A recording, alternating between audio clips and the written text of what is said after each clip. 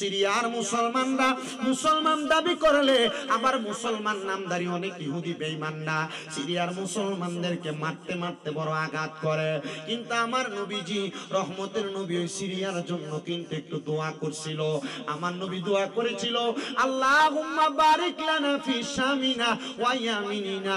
আল্লাহর নবী দোয়া করছে, আল্লাহ আপনি শাম দেশ এবং ইয়ামেন দেশের মধ্যে বরকত দান করেন। কেমন দোয়া করছে সাহাবায়ে কেরাম কয়, নবী গো ওই সিরিয়ার জন্য কেন আপনি এত দোয়া করেন? আপনি নবীকে একটু সিরিয়ার জন্য বদদোয়া করবেন না? আমার নবী কয়, না, মুসলমানদের দ্বিতীয় হিজরতের মূল্যবান জায়গা হলো সিরিয়া। আমি নবীজি মক্কা থেকে মদিনাতে হিজরত করেছি। আবার অনেক মানুষ মক্কাবাসীর যন্ত্রণা সহ্য করতে না পাইরা তারা মাঝে মাঝে সিরিয়া নগরীর মধ্যে হিজরত করে চলে যাবে। ওই সিরিয়া কোন জায়গার মুসলমান? একদিন আমার নবীরে হযরতে মুআবি ইবনে মারওয়া নামক একজন ব্যক্তি এসে আমার নবীরে প্রশ্ন করে, ইয়া রাসূলুল্লাহ, ও মায়ার নবী গো, আপনি সিরিয়ার জন্য একটু বদদোয়া করেন না? আমার নবী কয়, না না না, আমি নবী সিরিয়ার জন্য বদদোয়া করব না। নবী কেন কেন? নবী কয়, সিরিয়াতে এমন 40 জন ব্যক্তি আছে যেই 40 জন ব্যক্তির কারণে আমার আল্লাহ তাআলা সিরিয়ার মধ্যে রহমত দান করে, আমার আল্লাহ তাআলা সিরিয়ার মধ্যে বরকত দান করে, আমার আল্লাহ তাআলা সিরিয়ার মধ্যে নিয়ামত দান করে, আমার আল্লাহ তাআলা সিরিয়ার মধ্যে বৃষ্টি দান করে। কয়জন ব্যক্তি বাবা? এই 40 জন ব্যক্তি আছে। আমার নবী কয়, শুধু তাই না রে, ওই সিরিয়ার মধ্যে 40 জন ব্যক্তির মধ্যে একজন ব্যক্তি যখন হঠাৎ করে মারা যায়, আমার আল্লাহ তাআলা নতুন করে আরেকজনের 40 জনের সঙ্গী বানায়া দেয়। ও নবী, নবী ওই ব্যক্তিও কি ওই 40 জনের মতো আবদাল হয়? আবদাল কাহাকে বলে জানুনি রে বাবা? যেই ব্যক্তি 5 ওয়াক্ত নামাজের পাশাপাশি আমার আল্লাহ তাআলার আরেকটু বেশি বেশি নফল ইবাদত করে তাদেরকে বলা হয় আবদাল, তাদেরকে বলা হয় আবদাল। এই 40 জন আবদাল ব্যক্তি, এই 40 জন আবদাল ব্যক্তির বরকতে আমার আল্লাহ তাআলা সিরিয়ার জমিনের মধ্যে বৃষ্টি দান করে, রহমত দান করে, বরকত দান করে। এই আমার এই কালপাড়ের বাবারা, আপনি চিন্তা করে দেখেন, আপনিও তো আবদাল হইতে পারতেন, কিন্তু আপনি যেই কর্মকাণ্ড করেন আপনার কর্মকাণ্ড দিয়ে আপনি আবদাল হইতে পারবেন না। আমার কালপাড়ের মা, তুমিও তো আবদাল হইতে পারতা, কিন্তু তুমি তো তোমার স্বামীর আদেশ মানো না, তুমিও আবদাল হইতে পারতেছো না। এজন্য শুনেন, যারা আবদাল হয়ে যায় আমার আল্লাহ তাআলা আবদালদের বরকতে ওই এলাকার মধ্যে রহমত দান করে, ওই এলাকার মধ্যে বরকত দান করে। এ মুসলমান, ও নবীর উম্মতের দল, নবী কই ওই সিরিয়াবাসী দুনিয়ার জমিনে একদিন বিজয় হয়ে যাবে, কিন্তু সিরিয়া বিজয় হওয়ার আগে দেশের মধ্যে বড় বড় অনেক ফিতনা তৈরি হবে। নবী গো, নবী গো, কেমন ফিতনা তৈরি হবে গো? আমার নবী কই সিরিয়ার একজন আলেম মারা যাওয়ার পরে ওই সিরিয়ার জমিন থেকে একজন ব্যক্তি বের হয়ে মক্কার দিকে চলে আসবে। ওই ব্যক্তি চিন্তা করবে, আমি সিরিয়াতে যদি থাকি সিরিয়ার ফিতনা আমারে আক্রমণ করবে, আমি ফিতনার মধ্যে থাকতে চাই না, আমি ফিতনার সাথে যুক্ত হইতে চাই না। ও মুসলমান বলেন আপনারা, ফিতনা জিনিসটা কি বালা জিনিস না খারাপ জিনিস? আসতে কইছেন আপনারা, ফিতনাটা কি বালা জিনিস না খারাপ জিনিস? নবীজি বলে, আল ফিতনা তো আসাদ্দু মিনাল কতল, ফিতনা হইল কতলের চাইতে আরো বেশি গুনাহ। আল ফিতনা তো আসাদ্দু মিনাজ জিনা, ফিতনা হইল জিনার চাইতে আরো মারাত্মক গুনার কাম। এজন্য সিরিয়ার বড় বড় আবদালেরা ওই সিরিয়ার ফিতনা থেকে বাঁচার জন্য তারা মক্কার দিকে চলে আসবে। আমার নবী বলেন, ও জগতের মানুষ, সিরিয়ার একজন আবদাল ব্যক্তি, সিরিয়ার একজন আবেদ ব্যক্তি, সিরিয়ার একজন আমলওয়ালা ব্যক্তি। সিরিয়াতে যখন ফিতনা তৈরি হয়ে যাবে, উনি হাঁটতে হাঁটতে মক্কার দিকে রওনা করবে। মক্কাতে আসার পরে উনি মক্কার দিকে প্রবেশ করবে না, কিন্তু মক্কাটাকে ভাঙার জন্য কিয়ামতের আগে বাইটটা বাইটটা কিছু লোক আগমন করব, মানে খাটো খাটো কিছু লোক আগমন করব যারা কাবা ঘর ভাঙতে যাইব। ওই ব্যক্তিগুলা কাবা ঘর যখন ভাঙতে যাইব, ওই ব্যক্তি যিনি সিরিয়া থেকে মক্কায় আসছে, তিনি যাইয়া ওই খাটো খাটো লোকগুলারে ওনার শাহাদাত আঙ্গুলের ইশারা দ্বারা তারা বাইরে ফালাইব। তারা কাবা ঘর ভাঙতে পারবে না। কাবা ঘরের সামনে যাওয়ার সাথে সাথে ওই আবদাল নামক লোকটা, আবদাল নামক ব্যক্তিটা, আবদাল মানে আল্লাহর খাস বান্দাটা, ওই খাটো খাটো ব্যক্তিগুলারে কাবা ঘরের সামনে থেকে শাহাদাত আঙ্গুল দিয়া ধাক্কা দিয়া ফালাইয়া দিব। একবারে বাইটটা বাইটটা কিছু লোক কাবা ঘরটারে ভাঙবার লাগা যাইব কিয়ামতের আগে। কি লোক? আপনারা কষ্ট হইতেছে কথা বলতে, অসুবিধা হইতেছে? আমি কিন্তু আনুনাজ্জিলু মিনাল কুরআনি মা হুয়া শিফা ওয়া রাহমাতুল লিল হাফেজ সাহেবরা কও না, মুমিনদের জন্য শিফা হিসেবে আল্লাহ তাআলা কুরআনুল কারীমকে নাযিল করেছেন। আমি আপনাদের কাছে কিন্তু এই কথাটাই একবার ঠিকই সিরিয়ার ঘটনাটা বলে শেষ করে দিব। আপনাদের কি কষ্ট হবে তার আগ পর্যন্ত? আসেন না ইনশাআল্লাহ কষ্ট করে। কিন্তু দেখেন কাবা ঘর ভাঙার জন্য যাবে, এই কাবা তো মুসলমানদের অস্তিত্বের জায়গা, ঠিক না? এবার এই আবদাল যেই ব্যক্তিটা বড় আমলওয়ালা, তিনি সিরিয়া থেকে মক্কায় আসবে, কিন্তু মক্কায় যাবে না। যখনই উনি খবর পাবে যে কাবা ভাঙার জন্য কিছু বাইটটা বাইটটা খাটো খাটো লোক আগমন করছে, তিনি যাই না শাহাদাত আঙ্গুল দিয়ে গুলার মারবে। যা যা বলে বলে মারবে। মারহাবা পড়েন, আরো জোরে পড়েন না মারহাবা। এবার ওই আবদাল ব্যক্তিটা যখন কাবা ঘরের সম্মুখে থাকা ওই খাটো খাটো লোকগুলারে মারবে রে বাবা, মারার পরে ওই আবদাল ব্যক্তিটা একটা ঘরের মধ্যে যে আবার বসবাস করবে। এবার ওই মক্কা নগরীর অনেক লোক ওনাকে ঘর থেকে বের করে আইনা কাবা ঘরের হাজরে আসওয়াদ এবং মাকাম ইব্রাহিমের দুই জায়গার মাঝখানের মধ্যে ওনার হাতের মধ্যে তারা হাত রেখে ইসলাম ধর্ম গ্রহণ করবে। ওনার পরিচয় উপায়ন হয়ে যাবে, ওনার পরিচয় হবে তখন উনি হলো ইমাম মাহাদি আলাইহিস সালাতু ওয়াস সালাম। ইমাম মাহাদি আলাইহিস সালাতু ওয়াস সালামের যখন আবির্ভাব হয়ে যাবে, এবার সিরিয়ার সব মানুষগুলো আবার ইমাম মাহাদির তালাশ করবে, কিন্তু তারা ইমাম মাহাদির তালাশ করে তারা যখন খোঁজ পাবে না, এবার এ কালপারের মানুষ, পদ্মার অন্তরালের মা ইমাম মাহাদি আলাইহিস সালাতু ওয়াস সালাম মানুষের মাঝে সত্যের পয়গামের দাওয়াত গুলা দিবে। এর মাঝে সিরিয়া নামক জায়গাটা বিজয় হয়ে যাবে। দেখেন আপনারা খবর পাইছেন হয়তো সিরিয়া নামক জায়গাটা কায়েম হয়ে গেছে। ওই সিরিয়ার একজন প্রখ্যাত আল্লাহর ওলি যার নাম হযরতে ইসমাইল ইবনে মাখতুমি রাহমাতুল্লাহ আলাইহি, হযরতে ইসমাইল ইবনে মাখতুমি রাহমাতুল্লাহ আলাইহি বলে, আমি ইসমাইল ইবনে মাখতুমি ফজরের নামাজ আদায় করতাম। ফজরের নামাজ আদায় করে করে আমি আমার ঘরের মধ্যে বসে থাকতাম।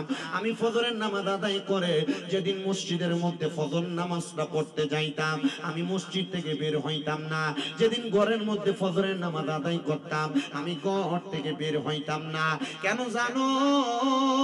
আমি ইসমাইল মাখতুমি আমার নবীজির একটা হাদিসের আমল করতাম। মিশকাত শরীফের বাবু সালাত অধ্যায়ের মধ্যে আমার নবীজির হাদিস, আমার নবীজি যখন ফজরের নামাজ পড়তে বসতেন, নবীজির নামাজের মুসল্লাটা বিছিয়ে বসতেন, কিন্তু আমার নবীজি ফজরের নামাজের সুন্নত এবং ফরজটা পড়ার পরে আমার নবী কখনো ফজরের নামাজের বিছানা থেকে উঠতেন না। সূর্য যখন পর্যন্ত উদয় না হইতো, আমার নবীজি ফজরের নামাজের বিছানার মধ্যে বই ফজরের নামাজের মুসল্লার মধ্যে বইসা থাকতেন। নবী আমার ফজরের নামাজের মুসল্লার মধ্যে বইসা সূর্য উদয় হওয়ার 30 মিনিট পরে আমার নবী 2 রাকাত নামাজ পড়তেন। সেই নামাজটারে কয় ইশরাকের নামাজ। অনেকে চিন্তা করে হুজুর ইশরাকের নামাজ তো দূরের কথা, আমরা তো ফজরের নামাজই পড়ি না, যোহর আসর মাগরিব এশারের নামাজই তো পড়ি না, আমরা ইশরাকের নামাজটা পড়ব কেমনে? এবার ইসমাইল ইসমাইল মাখতুমি বলেন আমি ফজরের নামাজ পড়া ওই সিরিয়ার মসজিদ থেকে বাহির হইয়া আমি যখন হাঁটতে হাঁটতে সামনের দিকে যাইতেছি, হঠাৎ করে আমি দেখলাম একটা কবরের মধ্য থেকে গুনগুন গুনগুন কান্নার আওয়াজ শোনা যায়। আমি অবাক হয়ে গেলাম, হায় রে, দুনিয়ার জমিনের মধ্যে জীবিত কোন ঘরের মানুষের ঘর থেকে আওয়াজ আসতে পারে, কবরের ভিতর থেকে কেন গুনগুন গুনগুন করে কান্নার আওয়াজ শোনা যায়? এবার আমি কবরটার সামনে যাইয়া আমি আবার কবরবাসীর সঙ্গে কথা বলতেছি। হযরত ইসমাইল আল মাখতুমি বলেন আমি ওই কবরের সামনে যাইয়া যখন কথা বলি গো, ওই কবরবাসীটার আমি জিজ্ঞাসা করলাম, এই কবরবাসী তুমি কেন কবরের মধ্যে এভাবে কান্নাকাটি করো? কবরের বাসিন্দা ডাক দিয়া কয়, ও ইসমাইল মাখতুমি আমি কেন কান্না করি জানো? কেন কান্না করি জানো? বলে কারণ কি, আমি দুনিয়াতে থাকতে আল্লাহ তাআলার একটা কোরআন শরীফ পড়তাম, কিন্তু এই কোরআন শরীফটা আমি মারা যাওয়ার পরে এখন পর্যন্ত আর কেউ একবার খুইলা দেখে নাই। আপনারা অনেকের ঘরে কোরআন শরীফ আছে, এটা যে মোটামুটি রমজান মাসে দুই একবার পইরা যে তুইলা রাখে, আর পরবর্তী রমজান আসার আগ পর্যন্ত এটা আর খুইলা দেখে না।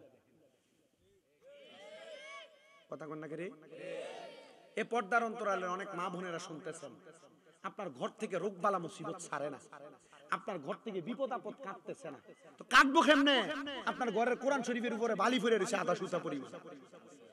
কথা কন না কেন? হযরত ইসমাইল মাখতুমি বলেন আমি আবার ওই কবরের বাসিন্দার সাথে কথা বলতে লাগলাম, এ কবরের বাসিন্দা তুমি যেই কবরে কান্দো, তাহলে কান্না করার কারণ হইল তুমি যেই কোরআন শরীফটা পড়তে, কোরআন শরীফটা কেউ খুইলা পড়ে না। কান্দো কেন? বলে আমি কান্দে কেন জানো রে, আমার নবী না বলেছে কেউ যদি কোরআন শিখা অথবা কোরআন পড়া ভুইলা যায়, এই কোরআন তার লানত দেয়, কোরআন তার অভিশাপ দেয়। এই কোরআন আমি এমন পড়া পড়ছি গো, আমি এই কোরআন শরীফ পড়তে পড়তে আমার কাছে বড় মজা লাগছে, এই কোরআনের নূর আমার সিনার মধ্যে লাগছে।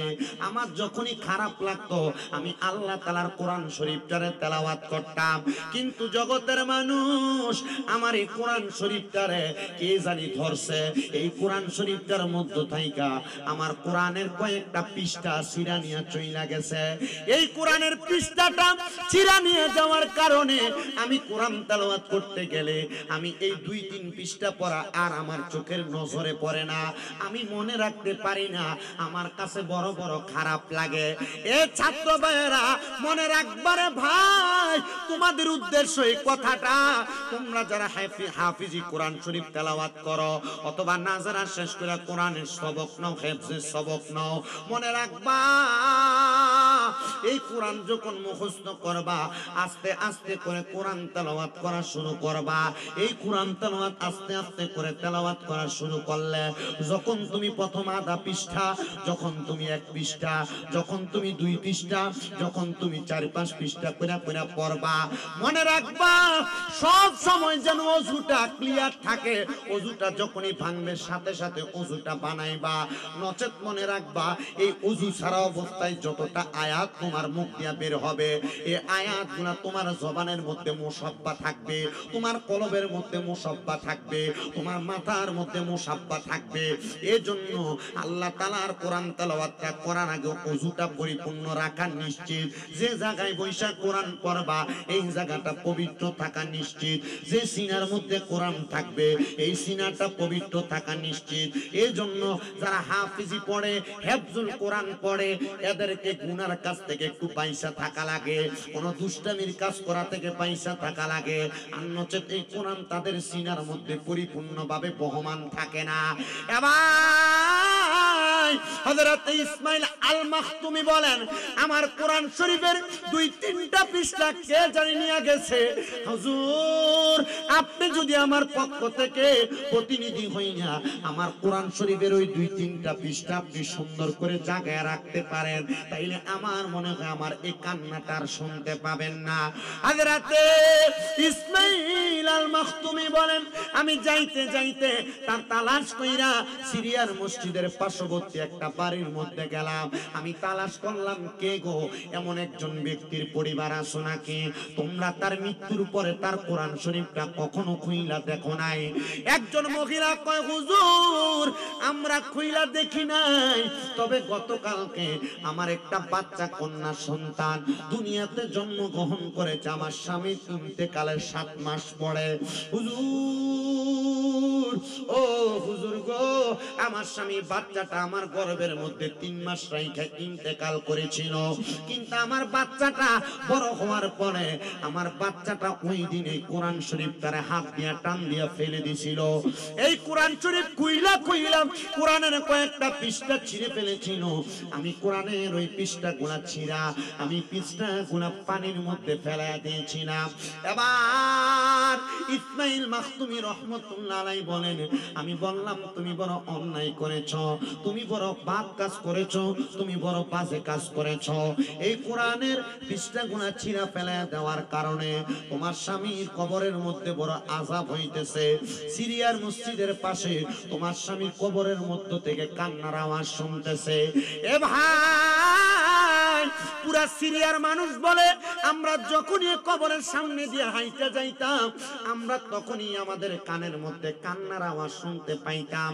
এই কান্নার আওয়াজটা শুই না আমাদের কাছে বড় ভয় ভয় লাগতো। একটা কবর, এই কবর থেকে কান্নার আওয়াজ আসে, এটা তো ভালো জিনিস বোঝায় না। এ মহিলা ওই কোরআন শরীফটা আমার কাছে দাও। হযরতে ইসমাইল আল মাখতুমি বলে কোরআন শরীফটা আমি আমার হাতে নিয়া আমি তাকায়া দেখলাম এই কোরআন শরীফের 3টা পাতা নাই, 3টা পৃষ্ঠা নাই। আমি আমার নিজ হাতে কোরআন শরীফের 3টা পাতার মধ্যে যেই লেখাগুলা ছিল প্রত্যেকটা লেখা সংশোধন কইরা আমি এই কোরআন শরীফের মাঝখানে রেখে দিলাম।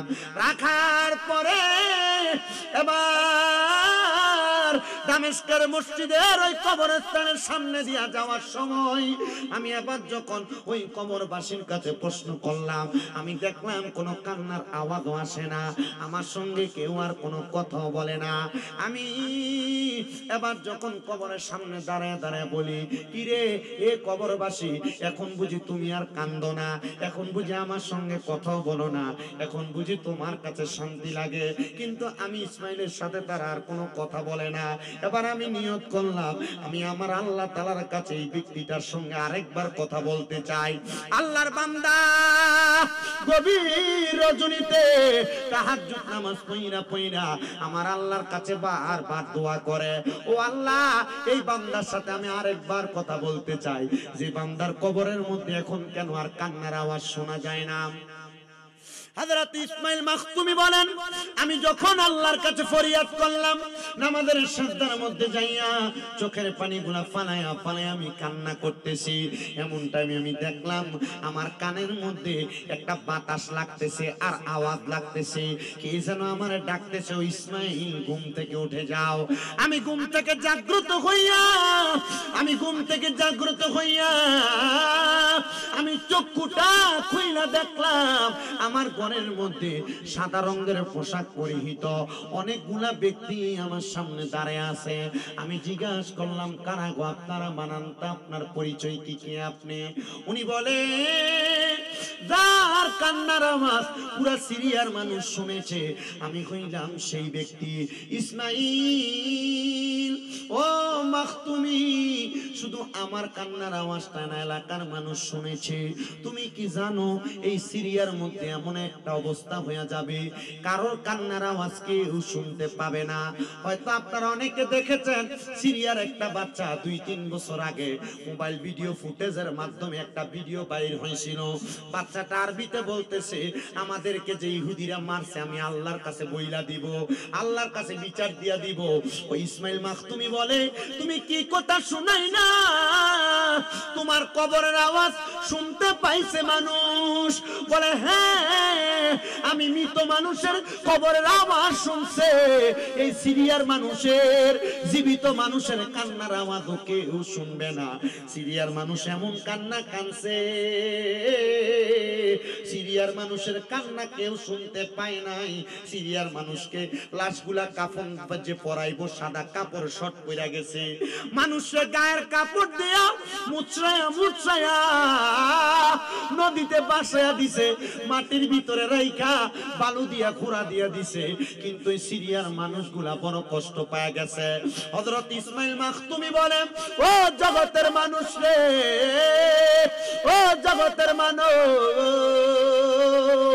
ওই সাদা পোশাক ওয়ালা ব্যক্তি আমারে কয়, আপনি যে আমার কবরের কান্নার আওয়াজ শুনছেন, আমার কোরআনের আয়াতগুলা আবার কোরআনের মাঝে লেখা দিছেন, আমার আল্লাহ তাআলা তো এখন আমার সিনার মধ্যে আবার কোরআনটারে মওজুদ রাখছে, এজন্য আমি আর কোরআনের জন্য কান্না করি না।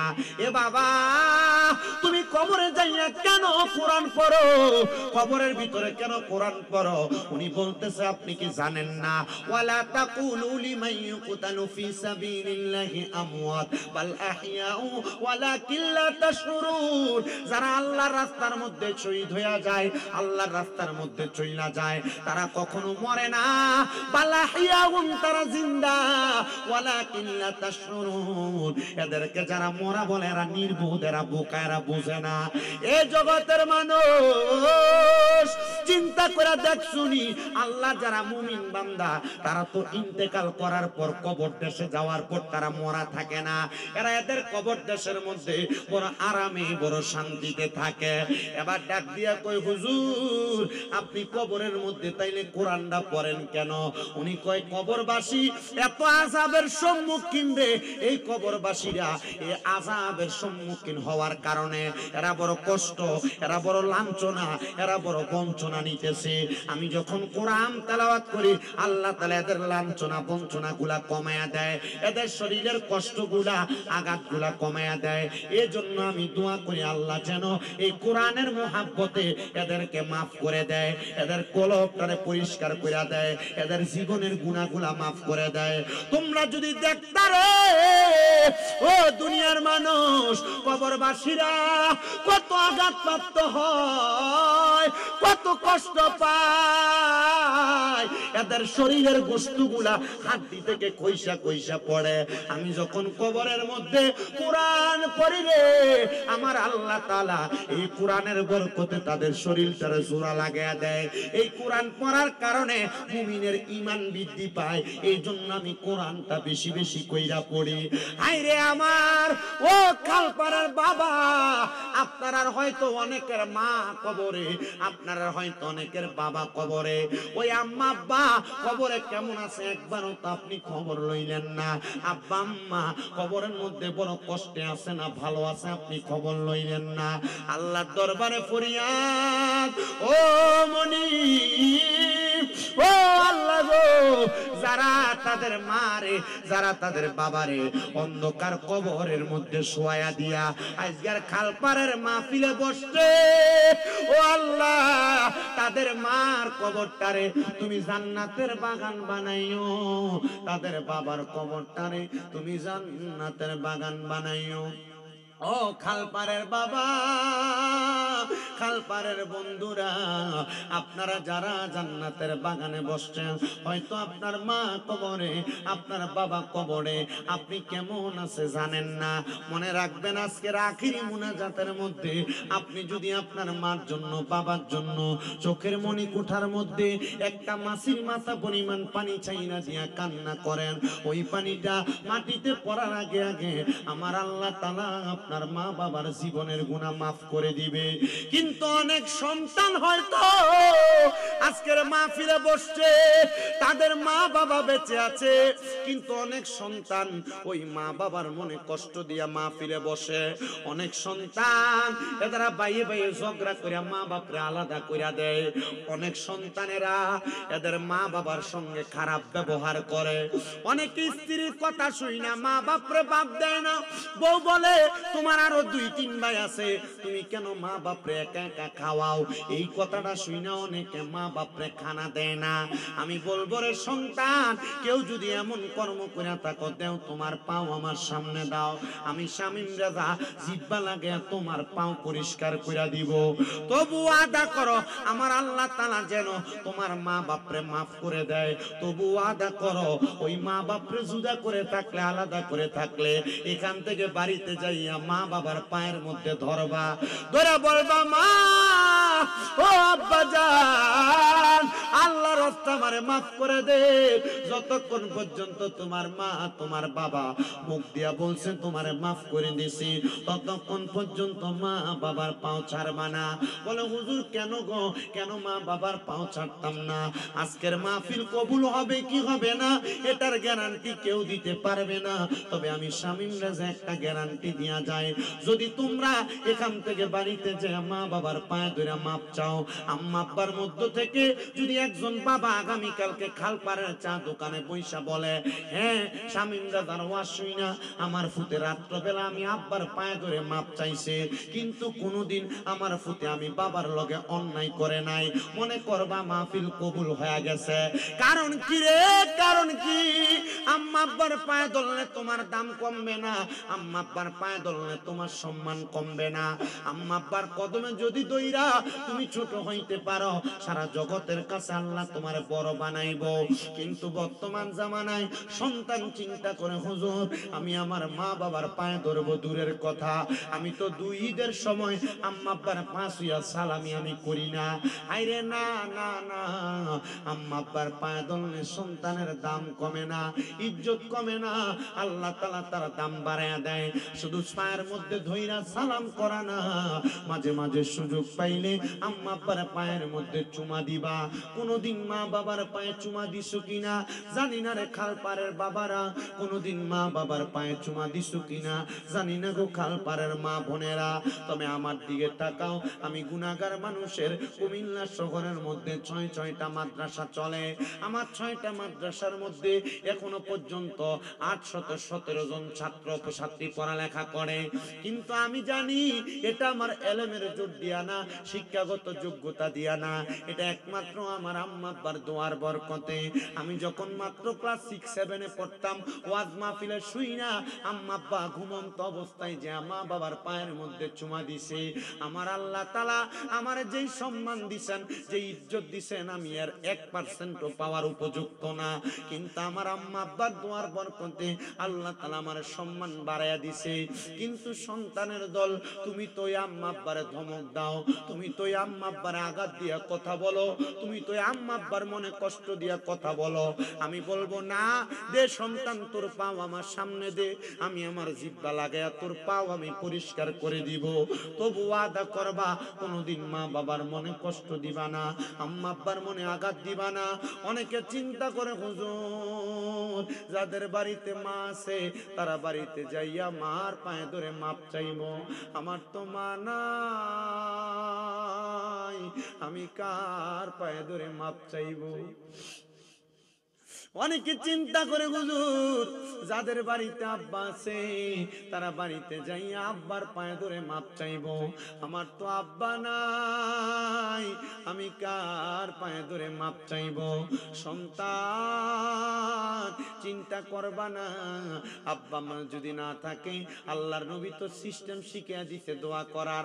আব্বা আম্মার কবরের সামনে যাইয়া পশ্চিম দিকটারে পিছনে রাইখা আম্মার মুখটা আব্বার মুখটা যেদিকে ফিরানো পশ্চিম দিকে, তুমি আব্বা আম্মার মুখ বরাবর হইয়া পূর্ব দিকে ফিরা আল্লাহর কাছে দোয়া করবা, রব্বির হামহুমা কামা রব্বায়ানি সগীরা ওয়া কুর রব্বির হামহুমা কামা রব্বায়ানি সগীরা। নবী আমার কই উম্মত, আব্বা আম্মা মারা যাওয়ার পর কোন সন্তান যদি চোখের মনি কুটার মধ্যে একটা মাছির মাথা পরিমাণ পানি চাইরা দিয়া কান্দে, ওই পানিটা মাটিতে পড়ার আগে আগে আমার আল্লাহ তাআলা তার মা বাবার জীবনের গুনাহ মাফ করে দেয়। অনেক সন্তানরা চিন্তা করে হুজুর আমার মা বাবা আমার ইনকামের টাকার উপরে খবরদারি দেখায়, এই জন্য আমি আমার মা বাবার সাথে খানা খাই না। আরে মারা যাওয়ার পরে কেউ তোমার খবরদারি দেখাইবে না, মারা যাওয়ার পরে কেউ তোমার কাছে খোঁজ খবর নেওয়ার জন্য আসবে না। মা বাপ যদি খারাপও হয়, আল্লাহর নবী তো বলতেছে যদি বেশ্যাও হয়, ওই আম্মা আব্বার দাম কিন্তু সম্মানের কাছে মা বাবার দাম। নবীজিকে সাহাবায়ে কেরাম বলে নবী গো আমার মা ইহুদি, আমি কি আমার মারে সম্মান করব? নবী কয় যতক্ষণ পর্যন্ত তোমার মা তোমারে শিরকের আদেশ না দেয় ততক্ষণ পর্যন্ত তুমি তোমার মারে সম্মান করবা, ইজ্জত করবা।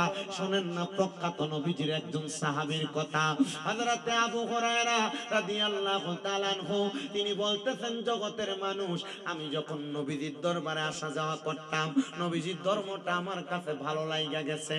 আমি নবীজির দরবারের বারান্দা থাইকা একদিন আমার নবীকে কইলাম ইয়া রাসূলুল্লাহ ইসলাম ধর্ম তো আমার কাছে ভালো লাগে, আপনি আমারে ইসলাম ধর্মের কালেমা পড়ায়া দেন। আবু হুরায়রা ইসলাম কবুল করছে। ইসলাম ধর্ম কবুল কইরা হযরতে আবু হুরায়রা রাদিয়াল্লাহু তাআলা আনহু বাড়ির দিকে রওনা করছে। হযরত আবু হুরায়রা বলেন অন্যদিন বাড়ির দরজার মধ্যে যাওয়ার সাথে সাথে আমার মা জননী আমি আবু হুরায়রার জন্য ঘরের দরজাটা খুইলা দেয়, কিন্তু আজকে আমি ঘরের দরজায় যাওয়ার সাথে সাথে আমার মা আমি আবু হুরায়রার জন্য দরজাটা বন্ধ কইরা দিছে। আমি বারবার ডাক দিলাম মা দরজাটা খোলো না গো মা। আমি তিনবার ডাক দেওয়ার পর আমার মা দরজাটা খোলে নাই। আমি আবু হুরায়রা বারবার ডাক দেই, আমার মা দরজা খোলে না। কিন্তু অনেকক্ষণ পরে আমার মা যখন দরজা খুলছে রে, আমার আম্মা জান মরুভূমির পাথরের কর্নারের মধ্যে যেই বাবলা কাঁটাগুলা হয়, ওই কাঁটার বেত দিয়ে আমি আবু হুরায়রার পিঠের মধ্যে আঘাত করছি। আমি আবু হুরায়রার পিঠগুলা দিয়া বায়া বায়া রক্ত পড়ে, কিন্তু আমি আবু হুরায়রা আমার মারে একটা কথা বলি না।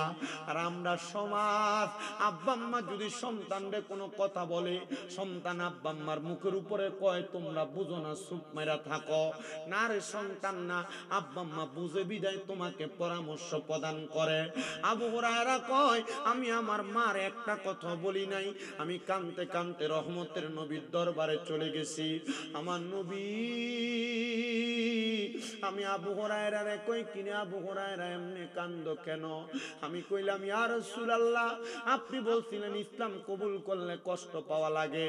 আমি আবু হুরায়রা তার প্রমাণ দেখেন না কোন বিজি আমার মা আমারে কত মারছে, আমার পিঠের মধ্যে আঘাত করে শেষ করে দিছে। আবু হুরায়রারে প্রত্যেক দিন মারে আর আমার নবীর কাছে এসে কান্দে। নবী কয় কান্দো কেন?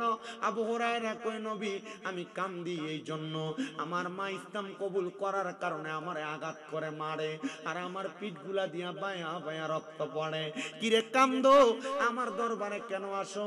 নবী গো আপনি নবীর চেহারার দিকে তাকাইলে আমার আর ব্যথার কথা মনে থাকে না। বন্ধু এবার একদিন আবু হুরায়রা কান্না করতে করতে আমার নবীর দরবারের সামনে এসে বলছে। অনেক সাহাবায়ে কেরাম সামনে এসে বসার পরে আবু হুরায়রা যখন কান্দে আমার নবী কয় কি আজকেও কি মা মারছে এজন্য কান্দ? আবু হুরায়রা কয় নবী গো ও মায়ার নবী আজকে আমি আমার মা আমারে মারছে এই জন্য কান্দি না। আবু হুরায়রা কান্দ কেন? আমার নবী ডাক দিয়া কয় আবু হুরায়রা কান্দ কেন? আবু হুরায়রা কয় নবী গো প্রত্যেক দিন আমার মা মারে, আমি চাইলে তো আমার মার নামে বিচারও করাইতে পারতাম। আমি জানি হেদায়েতের মালিক আল্লাহ, আমার মা আমারে মারে, আমার মা মারলে আমার কোনো অসুবিধা নাই। কিন্তু নবী আজকে আমি মারার জন্য কান্দি না, আমি আবু হুরায়রা কান্দি। আপনি নবী কত মানুষের জন্য দোয়া করেন, নবী গো আপনি কি পারেন না আমার মাটার জন্য একটু দোয়া করতেন? কি রে আবু হুরায়রা তোমার মা তোমারে মারে আর তুমি বলো তোমার মার জন্য আমি দোয়া করতাম। আমার নবীজি ডাক দিয়া কয় আবু হুরায়রা এটা কেমন কথা বলো? আবু হুরায়রা কয় নবী গো আপনি না বলছেন কু আনফুসাকুম ওয়া আহলিকুম নারা, নিজে জাহান্নামের আগুন থেকে বাঁচো এবং তুমি তোমার আহালকে জাহান্নামের আগুন থেকে বাঁচাও। নবী গো আমি জাহান্নামের আগুন থেকে বাইসা গেছি ইসলাম কবুল কইরা, কিন্তু আমি তো আমার মাডারে বড় ভালোবাসি। আমি আবু হুরায়রা আম্মা জানটা জাহান্নামের আগুনে জ্বলবে, আমি আবু হুরায়রা এটা সহ্য করতে পারি না। আপনি নবী যদি দোয়া করেন আমার আল্লাহ তাআলা আমার মার হেদায়েত দান করব। আমার নবী সাথে সাথে হাত তুলছেন আর দোয়া করছেন আল্লাহুম্মা ইহদি, আল্লাহ আবু হুরায়রার মার হেদায়েত দান করেন। নবী আমার দোয়া করার সাথে সাথে আবু হুরায়রা নবীর সামনে বসা, মজলিস পুরা সাহাবায়ে কেরাম আবু হুরায়রা নবীর সামনে থেকে উঠে একটা দৌড় মারছে, সামনে দিয়া সাহাবায়ে কেরাম আবু হুরায়রারে আটকে ফেলাইছে। কিরে আবু হুরায়রা এতক্ষণ না বলছো নবী দোয়া করার জন্য, এখন দি নবীর সামনে থেকে উঠে তুমি দৌড় মারলা কেন? ব্যথার জ্বালা কি সহ্য করতে পারো না? আবু হুরায়রা কয় আল্লাহর কসম না না না, আমি ব্যথার জন্য দৌড়াই না। আমি আবু হুরায়রা দৌড়াইয়া বাড়িতে যাই, আমি যাইয়া দেখমু রে আমি আবু হুরায়রা বাড়িতে গেছি না রাহমাতুল লিল আলামিন নবীর দোয়া আমার বাড়িতে আগে গেছে।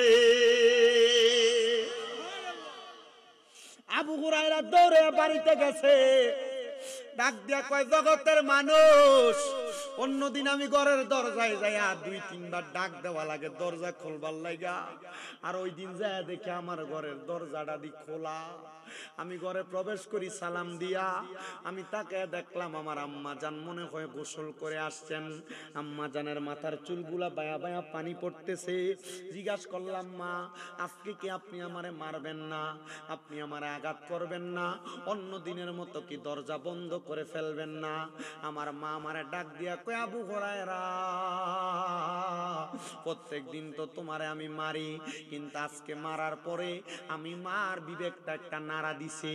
তুমি আবু হুরায়রা ইসলামের ভিতরে মজার এমন কি পাইছো, মজার এমন কি পাইছো? তোমার এত মারি তবু তুমি ইসলাম ধর্ম ছাড়ো না। আবু হুরায়রা কয় মা ইসলাম ধর্মের নিয়ামত, ইসলাম ধর্মের মজা আমি পায়া গেছি, মারার পরে মরার পরে জান্নাত পাবো।